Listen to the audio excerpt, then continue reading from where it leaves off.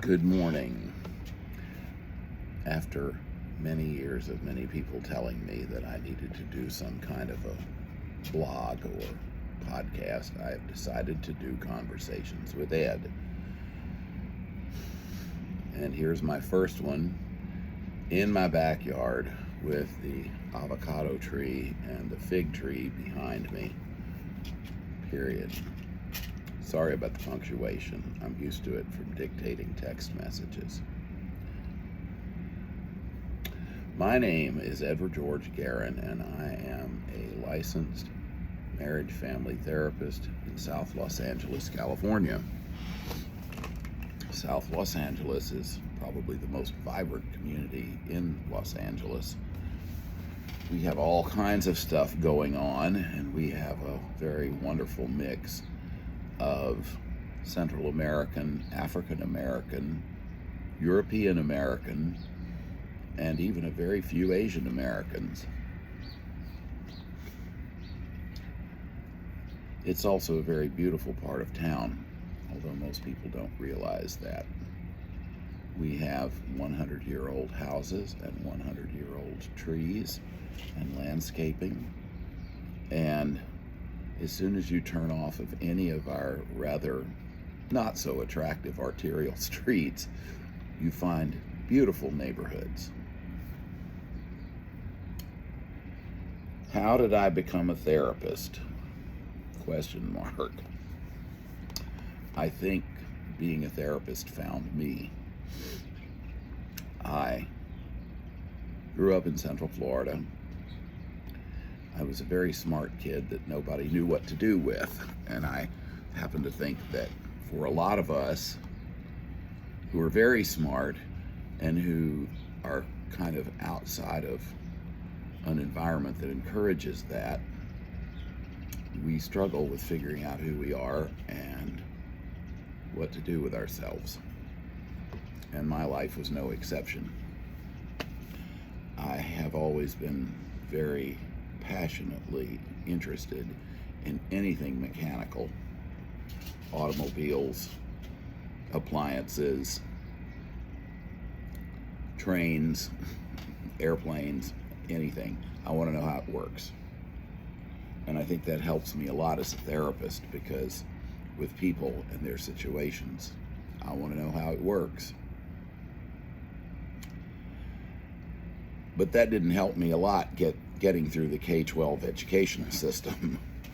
I actually failed the 10th grade because I had an undiagnosed learning disability, and I also had parents who were so involved in their own pain, they really didn't have a lot of time for me. So I pretty much had to raise myself and figure things out on my own. It could have been different, but I wouldn't have learned all the things that I learned at a very early age. One of them was how to live my own life as opposed to a life that everyone else wanted to hand me.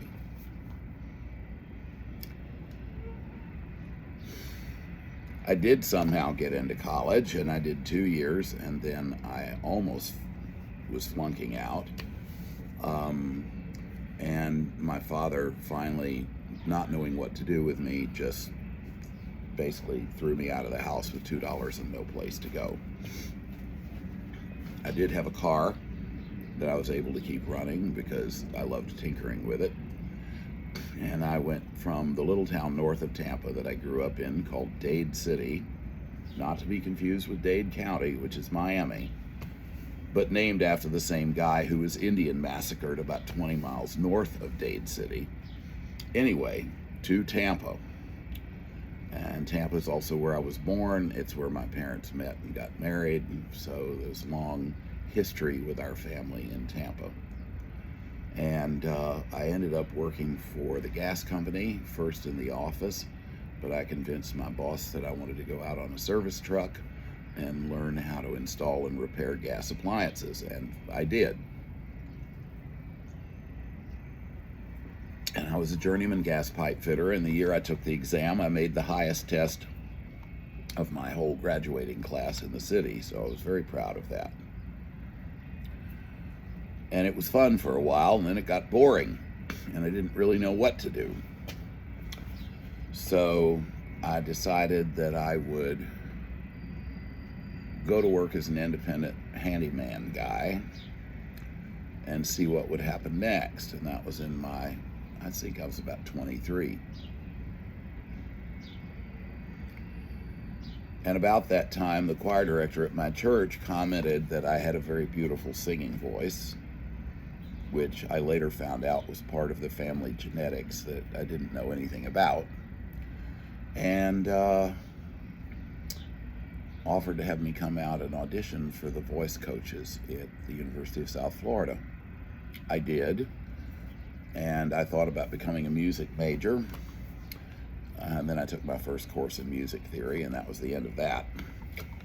But it got me back into the academic process, and I realized that that's what I wanted to do, though I didn't really know what. So, behind my father's back, my mother and my brother started spiriting me money to pay my tuition and books every quarter system it was in those days.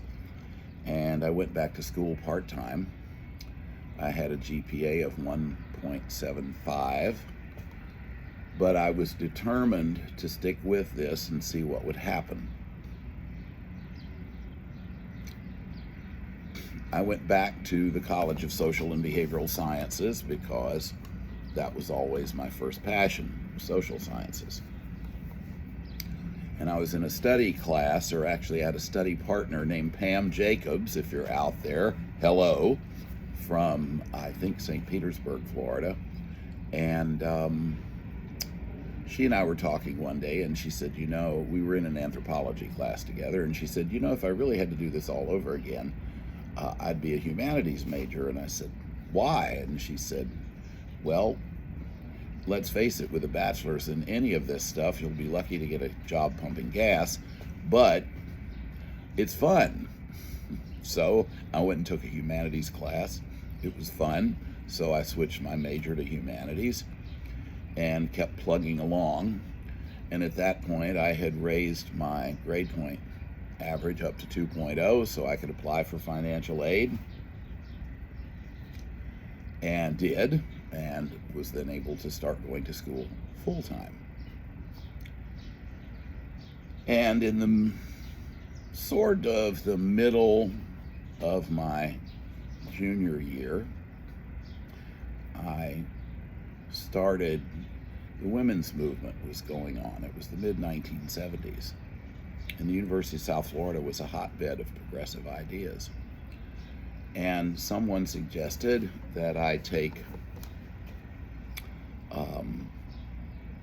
a women's studies course called Men and Sexism with Joe Ferrandino, who was the husband of Marilyn Ferrandino, who also worked in the women's studies department. She later became the chair of the department, but my friend Judith Oxhorn was the chair at the time. And I did. And thank you, Holly Fitch, for that moment where we met and you made that suggestion. And this is kind of my point with life. Life has a way of throwing opportunities at us that are not in our plans. And what I've discovered is that our plans are limited by our past, and opportunities are a doorway to a future that maybe at the time we can't conceive of. But that's why they're so important. So, it was in that class that I came to realize that I had always been gay, a homosexual man, and then a whole lot of things started making sense in my life. I lost 30 pounds. That was the first thing. And everyone started commenting on how happy I had suddenly become, even though at the time they didn't know why or what was going on. And I also heard about the rehabilitation counseling program, and all the cool people were trying to get into that. It was a master's degree program, and one of the options it had was you could enter the master's program in your senior year and just go on and graduate with a master's instead of a bachelor's. I took my first class, loved it. I actually snuck in under the wire. I was supposed to wait until I was a senior, but I took it. I didn't know that, so I took it the last quarter of my junior year. The instructor found that out about 2/3 of the way through the class and was a little miffed with me, but I think he also appreciated my chutzpah. For those of you who don't know chutzpah, it's a Yiddish word that means like guts. Anyway, so I went back to the College of Social and Behavioral Sciences and entered the Rehabilitation Counseling Master's Program. And in 1978, in August, I graduated with a Master of Arts in Rehabilitation Counseling, something that no one in my past had ever thought was going to happen. Guidance counselors in high school would just laugh at me when I would talk about having a college career. I was not a good student because I was basically bored to tears, and no one figured that out, especially my parents, and it just went on from there.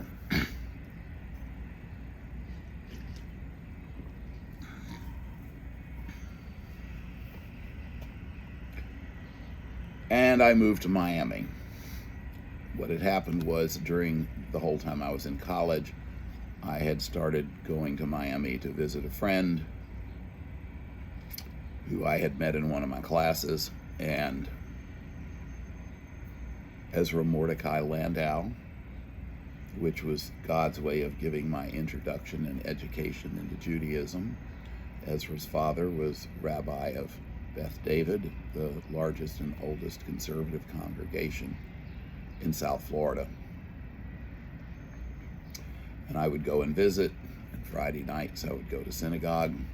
Saturday mornings I would go to synagogue. And I would just sit and weep because I had come home to something old and beloved and forgotten. Another one of those being available for opportunities, experiences. And I had a friend who was Cuban American, and I offered to drive her to Miami for one Labor Day weekend, and we went to her friend Piedad's house. I won't give any last names at this point, but she basically left me at Piedad's house and took off to go visit her own family and friends. Martha was her name, and that was how I got to know Piedad and her family, and that was rather amazing. When I moved to Miami, I used their house as my address to get all my mail, and my diploma arrived, and I opened it up and I looked at it, and I was very excited because I looked at it and thought about all the people who told me it would never happen, and the years of being broke and just showing up every day no matter what. And I let out what we call in the South the rebel yell. Yeehaw! A little louder than that. She heard it at the other end of the house. It was about 8 o'clock one evening. Everyone was kind of watching TV in their own parts of the house. She came in and asked me, "What's the big deal?" And I said, I got it. See. And she looked at me. Piedad herself had had a challenging life. I'll leave it at that. And I respected her and still respect her immensely. She looked at me and said, "So, God has given you intelligence and good health. You just did what you were supposed to do." And for a split second, I wanted to look back at her and, "You don't understand." But then I realized she was right.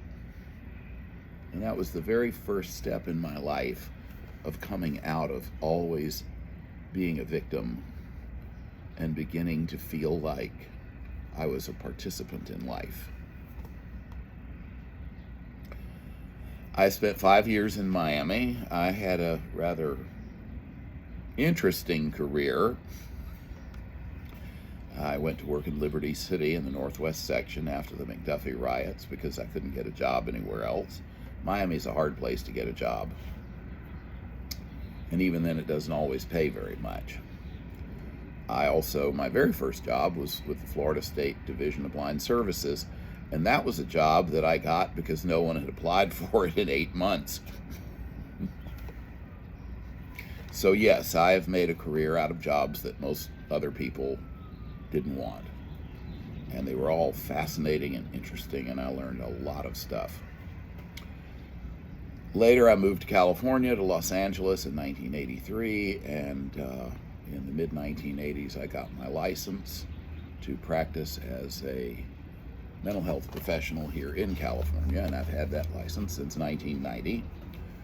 And that has enabled me to do a lot of things that I wouldn't have been able to do without that piece of paper. To wrap up this first and opening episode, I would say that what my life has taught me is it's good to make plans, but don't be so attached to them that you miss all of the opportunities that life presents to try to get our attention, to take us to bigger things than we could have imagined when we're just lost in our own stuff. It's a trap a lot of people fall into. We have everyone telling us that our dreams are never going to come true, that we're never going to be anybody, that you should be a realist, you should settle with reality, et cetera, et cetera.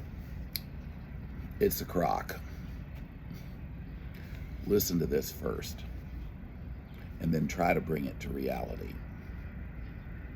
And if things open up along the way that harmonize with this, be open to experiencing them. Don't exclude things because they don't fit in your plans. Let your life fit into God's plan, because ultimately that's the way the universe works. I hope this has been a good intro for you, and I look forward to continuing this series. I hope you're having a great day.